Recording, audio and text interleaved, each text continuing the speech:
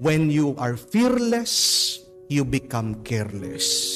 Pag wala kang takot, pag wala kang pangamba, magiging pabaya ka. Amen? Kahit na sinasabi ng Panginoon, huwag kayong matakot, balikan niyo ang turo niya. Pinapaalala pa rin sa atin na mag-iwan tayo ng takot na dapat meron tayong kinakatakutan. At sino ito? Sabi niya, fear God who has power over your body and soul.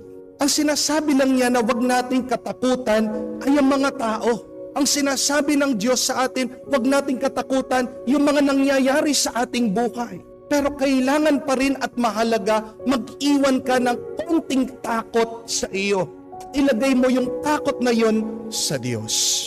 Why is having fear important still? Mahalaga pa rin na meron kang takot.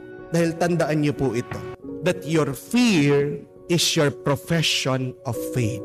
Yung iyong takot ay pagpapahayag ng iyong pananampalataya. Suriin niyo ang inyong takot. Tingnan mo ano ba ang iyong pinangangambahan sa iyong buhay. Dahil kung saan ka at kanino ka natatakot, yun yung binibigyan mo ng kapangyarihan laban sa iyo. You give power to that person or to that thing that you are afraid. When you are afraid, you make God that thing, that person that you are afraid. Isipin niyo po yun.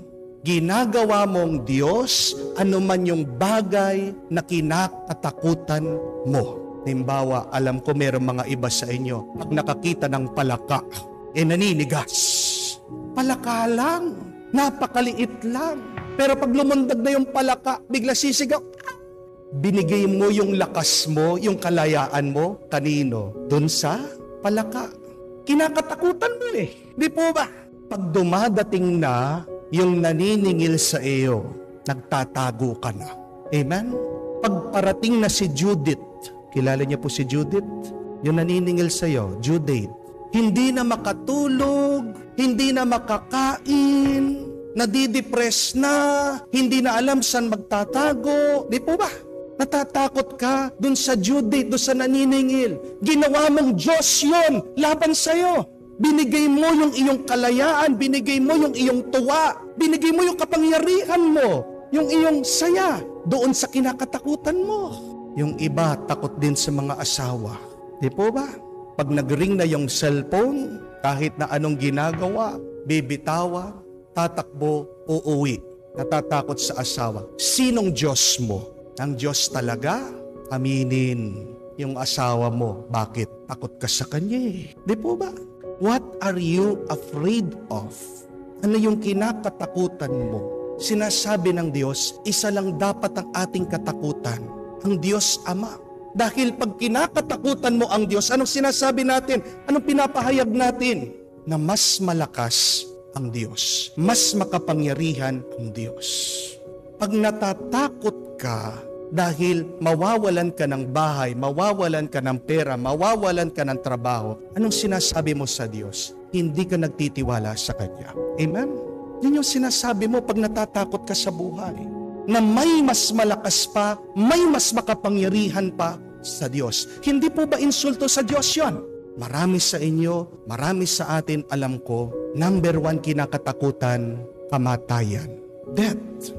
But please, when you are afraid to die, that is an insult to God. Amen? Insulto yan sa Diyos dahil sinasabi mo, mas makapangyarihan ang kamatayan kesa sa Diyos. Amen? Remove your fear from things, from people, from experiences, and place them to God. Because we are reminded that God is more powerful with whatever problems you are facing. Mas malakas ang Diyos kaysa sa anumang suliranin na iyong hinaharapan ngayon. Alam niyo po, pag mayroong mga umaalis na OFW, pag nagpapabless sila sa akin, ako po ay natatouch at nabibilib. Bakit po ako natatouch at nabibilib? Lalong-lalo na pag ang nagpapabless po sa akin, mga babae na mangingibang bansa, makikipagsapalaran, magtatrabaho, sa ibang lugar. Kasi naiisip ko, kung ako kaya ito, kung kaya babae ako, mangingibang bansa ako, makikipagtrabaho ako, makikipagsapalaran ako. And I could just imagine how difficult it is. Amen? Yung pupunta ka sa ibang lugar, wala kang kaalam-alam, hindi mo man maintindihan yung kanilang lengguwahe. Naranasan ko po yan, nandun ako sa Paris. Sabi ng tour guide, kumain na kayo. Ayaw ko pong umikot. Ayaw ko pong pumasok sa mga restaurant. Bakit? Hindi ko alam kausapin yung mga Pranses. Baka mag-order ako, mali pa yung ma-order ko. Baka kulang pa yung pera ko. Hindi po ba? Baka mapaya ako. Pero sabi ko, nakakabilib naman itong mga umaalis, nag-OFW, babae. Ang lakas ng loob nila. Kababae nilang tao, ang tatapang nila.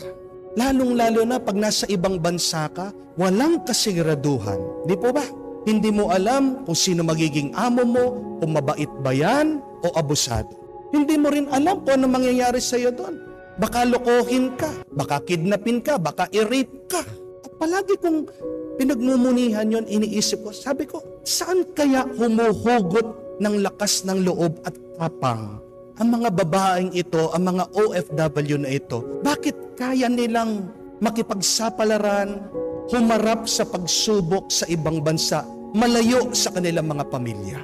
And it is there that I consider deep faith and love.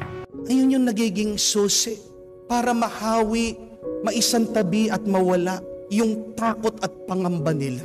Dahil nakakapit sila sa Diyos, dahil ginagawa nila yon sa pagmamahal nila sa kanilang pamilya. And that is a good reminder for all of us. A wake-up call once again. Madalas, pabalik-balik yung mga takot natin sa ating buhay. But please, hold on to God once again. Please, do everything out of love. Dahil pag totoo yung pagmamahal mo, walang mabigat, walang imposible para sa iyo. Kahit na mahirap, haharapan mo. Kahit na mahapdi, titiisin mo. Amen? Yan yung ating hilingin na grasya sa Diyos.